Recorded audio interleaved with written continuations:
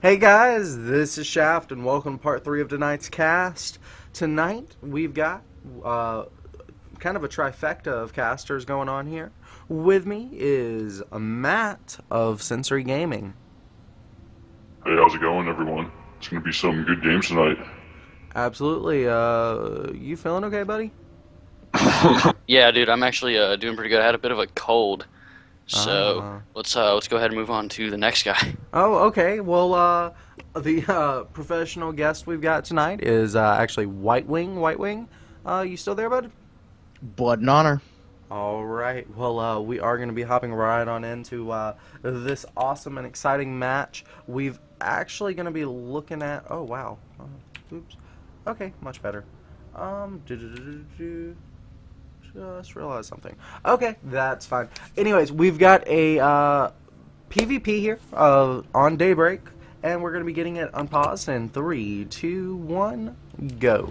So, here on the top right-hand side of this is not Daybreak, this is Cloud Kingdom. My bad, guys. I only looked at the minimap for a second.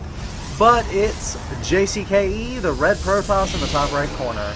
And on the bottom left-hand side of the map, we've got the blue Protoss in this PvP.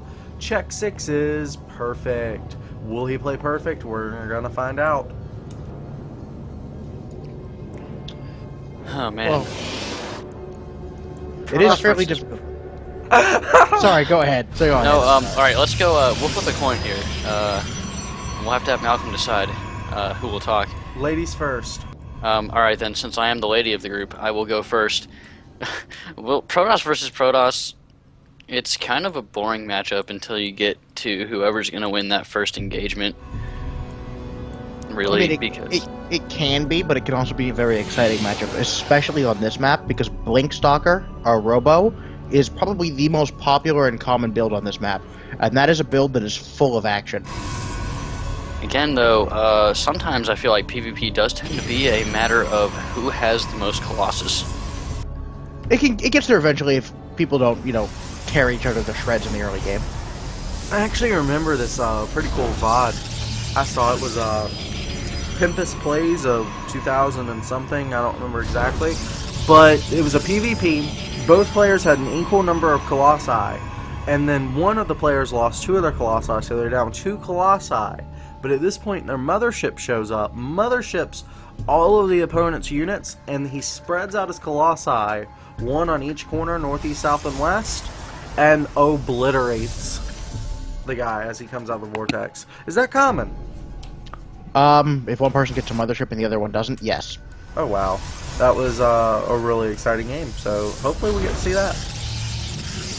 This probe stole a little bit of minerals there and has sat inside of xSix's base and got some good scouting info. xSix has no vision on the other base yet. These builds are practically mirrored. They're very, very close to one another at this point. Well, we do have actually Warpgate coming out about 6 seconds earlier for Perfect. So yeah. Yeah, his Warpgate's a tiny bit faster, but his probe production is a tiny bit slower. Yeah, I guess these things come at a little bit of cost. Now, we do have a Stargate on the way, so things beginning to differentiate as this probe is chased out. Oh my god! We're gonna have a Phoenix versus Phoenix game. This is my favorite. This is my favorite PvP. This is my favorite PvP to play out to cast too. Absolutely. Just again talking about games I've seen. Have you ever seen Phoenix DT Observer? Is that pretty common? Unfortunately, no, because you can't afford the gas for that, so you die trying to get there. Gotcha. It was just something Cats was theory crafting once upon a time. So it would be really cool if your opponent like AFKs for like 5 minutes to go to the bathroom. Another thing I've seen in Protoss versus Protoss, if you scout that they don't have a 4-gate coming or sort of an all-in, you could just go that 3-gate Phoenix play. Or, I'm sorry, 3 Stalker is what I meant to say. 3 Stalker push with some Phoenixes, and you can win the game pretty early if you do it right. Yeah. When both players go for Phoenix like this, it's going to depend on a little bit on whether one player can get lucky and pick some opponent's Phoenix off immediately. But once they both figure out that both players are going Phoenix, it's going to turn very quickly into a who gets the most Phoenix as quickly as possible war, because whoever wins that air battle almost inevitably winds up winning the game. Okay, now why is the air battle so important? Well, what winds up happening is when it first starts initially happen, you've invested so much into a Stargate that if you lose the air battle very early, your opponent has Phoenix, you have no tech at all. If you build more Phoenix, it dies immediately. Now we do have a proxy pylon going down, so it looks like this light harassment may be turning into a little bit of a timing attack. And we have the Zealots coming out. Guardian Shield's going to come down, and the 3-gate is already finished. Force check 6, about to be finished for JC. Yep, now the air battle is going to JCKE's advantage. However, Stalkers are on the ground. Killing off at least one Phoenix, maybe even get a second one here. That was an even trade in the Phoenix count there. Absolutely. Now just taking a look at the units lost, there's 50 resources to Perfect's advantage. It's another Phoenix down. JC now pulling ahead in the Phoenix kills. He's going to take the 3 of those and head straight for that base. I'm really liking Perfect's position, but he is a little bit behind on supply, so he's going to have to be careful, do some damage here. I mean, the difficulty here for Perfect is that he's behind in the Phoenix count, so he can't afford to run it and lift the sentries to make this bust happen. And we have a supply cap. This may work out to Perfect's advantage, allowing him to overtake supply here for JCKE.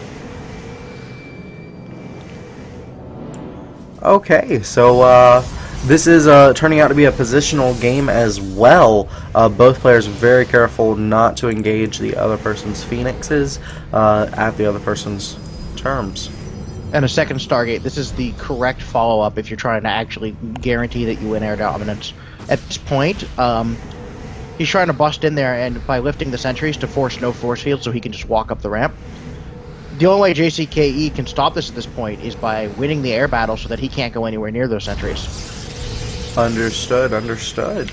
Well, I want to actually see, we've actually got a small probe advantage here for JCKE. Does anyone know the proper way to say this guy's name? I would just say JC. Okay, that works for me. So really, while he did go for that, he has this great proxy pylon placement, as you pointed out. He can't push up that ramp. That's stalling his production in the main base, and as you know, we're going to have an engagement right here for sure. Ooh, and that Phoenix advantage definitely there for JCKE. However, the Zealots doing a pretty good job tanking as well. He may actually push Perfect back here. He got it. JCKE got very impatient and should not have pushed down that ramp.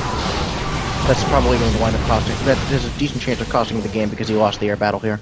Oh, he is going to break it. He is going to break out, and he is a little bit ahead in supply, but he can't maintain that advantage. For very long. Yeah, he did trade a lot of tech for that advantage. He is a good 1,000 and some odd resources in the deficit here. On the other hand, he does have the 2 Stargates where his opponent doesn't, so he might be able to catch back up on the Phoenix count. It's going to be a little bit close. Looks like we're going to have a push in. That sentry will get picked off. The Stalker not able to clean that up. Oh, and he's actually targeting down this one Phoenix. Yes, and he gets it. He's actually going to try and target down a second one. He is already caught up on Phoenix count. Wow. But the Stalkers are going to make the short work of his Phoenixes, so he's behind again. Again, though, the Zealot Sentry Stalker continuing to harass this back. As you can see, he's killed that proxy in the natural and pushed him back down the ramp. Yeah, the double Stargate is definitely what's really allowing him to carry the breakout to keep this battle going. Yeah, he's playing a very momentum-based game here. We'll see if he can actually keep up. His Phoenix production is just higher, and like I mentioned earlier, whoever is going to have the more Phoenix is going to be able to actually make use of them to lift rather than just shooting other Phoenix. And that's going to make a huge difference because it allows you to control what your opponent can micro and which units you can basically make your opponent completely worthless immediately. Should Perfect still be making Phoenix at this point, or should he be trying to transition out? I mean, he doesn't really have a choice. The moment he stops trying to make it and stops trying to keep pressure on and keep him pinned, he's just gonna die. Ah. He has to keep making them because if he stops, JCKE will fly in with all his Phoenix, kill off the other Phoenix immediately, and then he'll just win the game. Okay, well, it looks like he does get a Stalker kill there, but will it come at the price of a Phoenix? It does, but he gets a Phoenix there as well. Ooh, and JCKE has taken... Oh, wow. Ooh, a little bit of BM. Ooh. Sorry there, Perfect. Looks like, Oh, he's really mad there. I think he accused him of map packing. I think so as well. Just to recap, I'm not accusing anyone of anything. What are your thoughts there? I mean, these were mirror image builds? What I saw from JC is complete early game. He had vision of that base for the first 2 minutes of the game, you know, whereas Check6 had zero vision, I think, until he actually pushed up. He didn't scout at all. Right. So while Check6 is claiming map pack, I don't think so. I think we can attribute this to him, going for that standard or somewhat standard play against a Protoss player where you do bring the Phoenixes in, and due to the fact that he had that vision on him for so long. Understood. Yeah, I think that's definitely one of the advantages of scouting. You can predict what your opponent's going to do. Yeah, there are a few other things. There are a few other things along with it, such as the fact that JCKE at the start of the game scouted around the outskirts of his base for proxies, and for cheese attacks. He scouted the double gas, both with 3 probes on it, which is usually, it doesn't necessarily have to be, but it's usually either a Robo or a Phoenix build. Which a Phoenix opener is playable against both of those. So it's, I mean, if he was map hacking and saw Phoenix, the usual response is to immediately go blink. Ah, that's a good point as well. So yeah, and he had already made that Stargate about the same time as his opponent's Stargate. So yeah, it kind of rules anything out there. But still, so if he's a map hacker, he's not a very good one. Let's just put it that way. Yeah, if he's map hacking, he really doesn't, need to scout. If he's got the map pack, that kind of does it for him.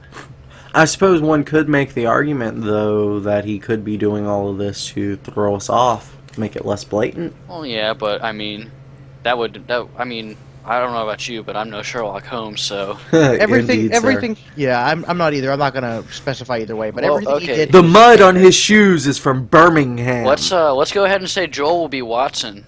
We'll make Malcolm Sherlock, and I'll be Sherlock's brother from the movie. So we'll just go ahead and do that. And with that being said, my dear Watson, it's elementary. Let's move on to game number 4.